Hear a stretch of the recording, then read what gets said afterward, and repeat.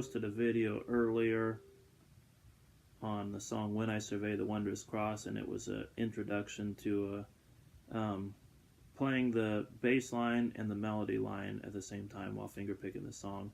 This is going to be a little bit more interesting technique, a little bit more advanced technique of polyrhythmic passages. I don't play the whole song this way, but I'll have little passages where my thumb is still playing in 4, but my middle finger is going to switch, and instead of 1, 2, then it's going to do a 1, 2, 3, 1, 2, 3, 1, 2, 3. But if you notice, that's too much for me to play that and talk at the same time.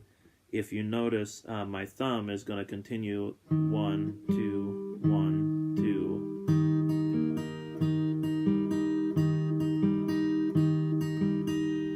And the way that 2 and 3 fit over the top of each other, it just sounds like 1, 2, and 3, 1, 2, and 3, 1, 2, and 3, 1, 2, and 3. I did a lot of like drumming with my hands, just trying to figure out what is this thing supposed to sound like when I put those 2 time signatures together, and drumming on my knees. That I'll do it on my guitar where you can see it. That 1, 2, and 3, 1, 2, and 3. I just did over and over again, trying to drill that into my head, what it sounds like when these 2 things work together.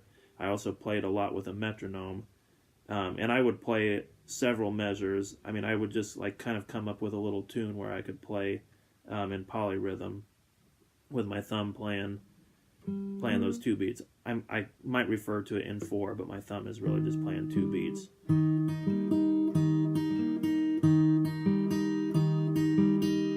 So I'd play with the metronome also to try to just be really disciplined about not switching, not speeding up or slowing down when I add that 1, 2, 3.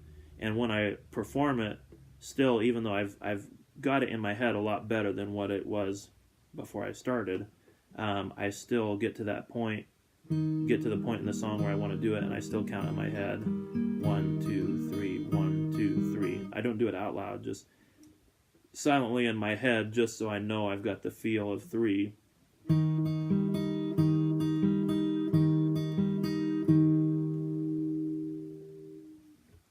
And before you try to incorporate it into a song, I think it is helpful to do those drumming exercises. And I think it's helpful to just pick it on an open chord without trying to change any moving melody notes or anything. Just hold the chord down. And when I stick it in the song, since that's a different time signature, I need to fit all my notes in there in order to kind of capture that I've got that new time signature. So I need to add some extra notes to my melody too. And I'm going to put it over this. I'm going to put it right there, and I'm just going to do. That's going to be my new melody instead of. So here's what my first line will sound like.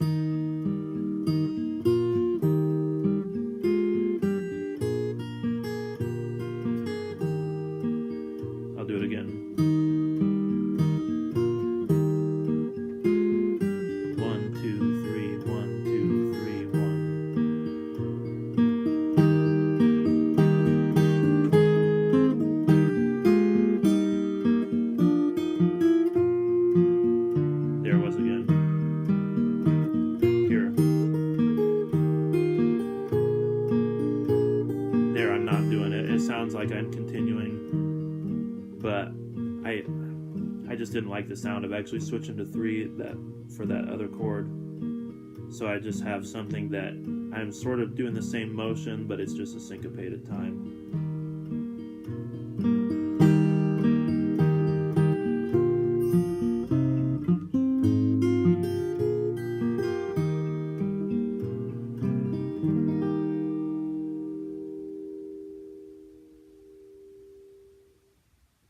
I don't know if that's quite enough explanation, or if it will feel like it's enough explanation, but it's something that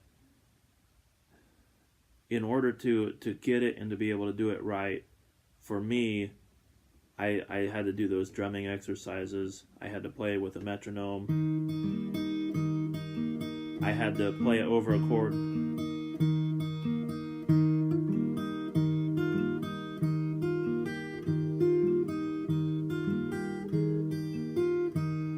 And then try to put in some little moving melody things while I'm doing that. To stick that in the middle of the song is kind of complicated and kind of difficult, and I don't know that you'll be able to do it just from watching the video and listening to the explanation. I think you're going to need to come up with a lot of exercises in order to just drill that sound into your head, and even then making that switch from 1 2 1 2 to 1 2 3.